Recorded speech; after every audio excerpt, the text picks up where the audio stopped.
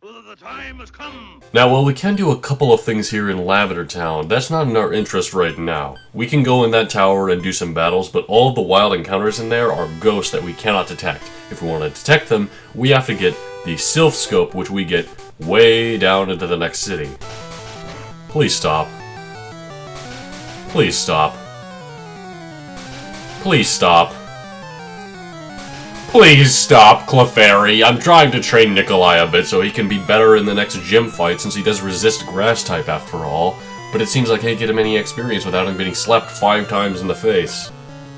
You know, I am kind of missing a bit of a fighting aspect to this team. I'd like to have, you know, some fighting type moves on the team to deal with these normal types. But I don't have any of that right now, unfortunately. Granted, there's no normal type gym, so it's not like we're dealing with a large onslaught of normal types at any point in the game, but there are a plenty of these normal type Pokemon like Clefairy and Jigglypuff and Eevee and such. I'd also like if Doors could get some better moves, because right now Scratch and Ember are kind of getting a bit outdated. Like, Ember's still good as a fire move, because we don't have any more of those, but Scratch is kind of like a weak normal type move, and other than that we don't have anything.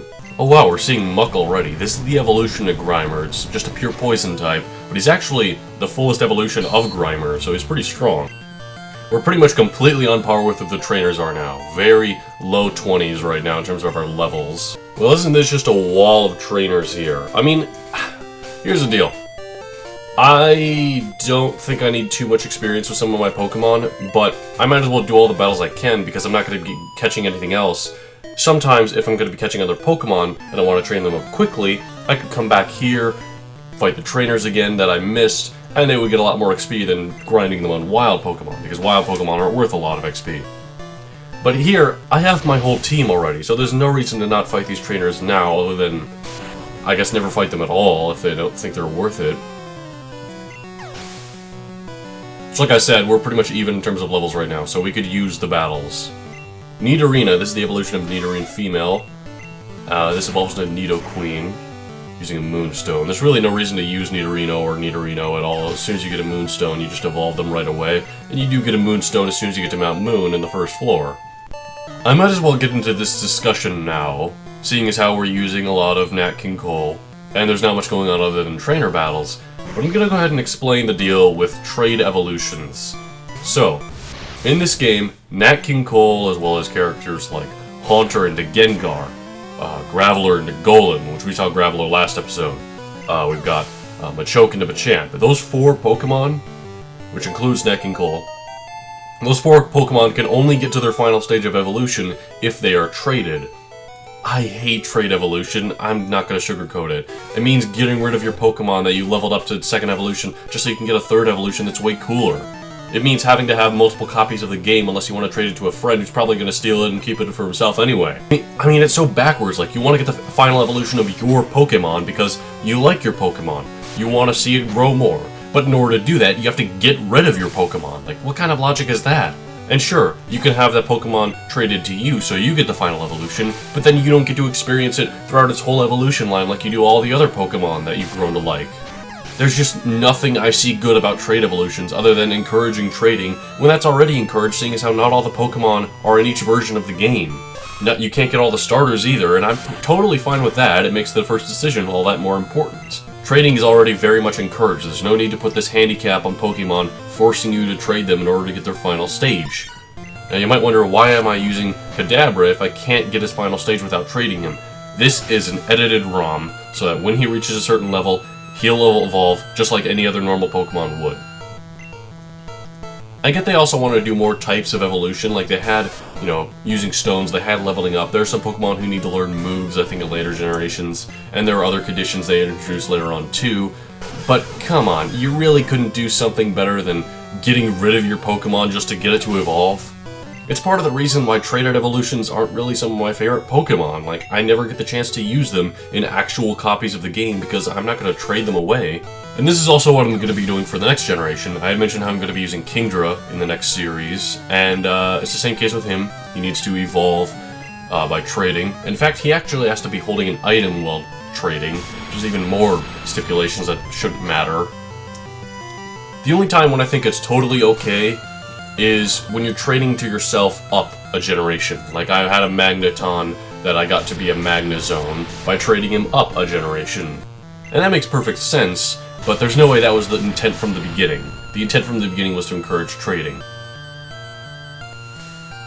And there's also cases where you can't trade up to the next evolution. I mean, of course, Generation 1 and 2 can't be traded up to 3 and onward, and now they're having this whole getting rid of the National Dex thing in Pokemon Sword and Shield, where some of your Pokemon won't be able to be traded up. So, some of your Pokemon in Sun and Moon or games prior who you wanted to trade evolve, you might not be able to in Sword and Shield. You might have to do some other method. There's also the annoying fact nowadays how you have to pay for Pokemon Bank, and like, it's a monthly subscription. Like, okay, I'd be willing to pay 15, 20 bucks for it right offhand, but you're making me pay $1 a month. I'm not going to be playing Pokemon my entire life. There are times when I take breaks from the game, so I'm not going to be constantly paying for the subscription, but then if I ever want to get back into the games, I have to pay again. And I don't know if you have to pay for Pokemon Home, I'm not sure the whole deal with that is, but people are already not caring for Pokemon Home just because not all the Pokemon are going to be compatible with Sword and Shield. That's very disappointing for me too. I was already like, oh cool, Pokemon Home's going to be able to work with Sword and Shield. I better pack up all my Pokemon from Generation 6 and 7 and get them ready to be transferred, but that's not going to work. Not all of them are going to be able to be transferred anyway. Ooh, Knacking Cole's learning Psybeam. A distraction, cool, time to get off this rant. Psybeam, I'm pretty sure it's just a stronger version of Confusion, but I don't know if it confuses like Confusion does, so I'm instead going to get rid of Disable, since I've never been using that at all. I'm not sure if we can check, like, move stats in this generation. I know we can in other generations for sure, like how much damage it does and whether it's physical or special and its accuracy. I don't think we can check that in this game, it's just a matter of, trial and error, I suppose. If we go to our moves here, yeah, I can't look at any of these specifically, it's just showing me what I see in battle anyway. Hey, we've made it to Celadon City. This is the biggest city in all of Generation 1, and it shows. The mart is huge. There's a whole bunch of unique buildings like the gambling place. This is my trusted pal Poliwrath. It evolved from Poliwhirl when I used Waterstone. Ribbit. Alright then, so he's just explaining that Poliwhirl evolves with a Waterstone. Cool. Actually, this mart has the stones. So this is where we're finally going to be able to evolve our Pikachu. So let's get to it then. Hello there. Hello, welcome to Celadon Department Store. The board on the right describes the store layout. Alright, let's check it out. First floor is the service counter, second floor is the trainer's market, third floor is the TV game shop, oh, I want to go there. Fourth floor is the wise man gifts, when you have frankincense there. Fifth floor is the drugstore, oh boy. And the rooftop square is the vending machines. You have to go all the way to the roof in order to get to some lemonade. Hello. Oh, looks like they're finally sending Great Balls now. These are slightly better than Pokeballs, but we already have all the Pokemon we want, so we aren't going to need any of those. Let's buy some Super Potions, I suppose. And, ooh, Revives. These I'm going to want.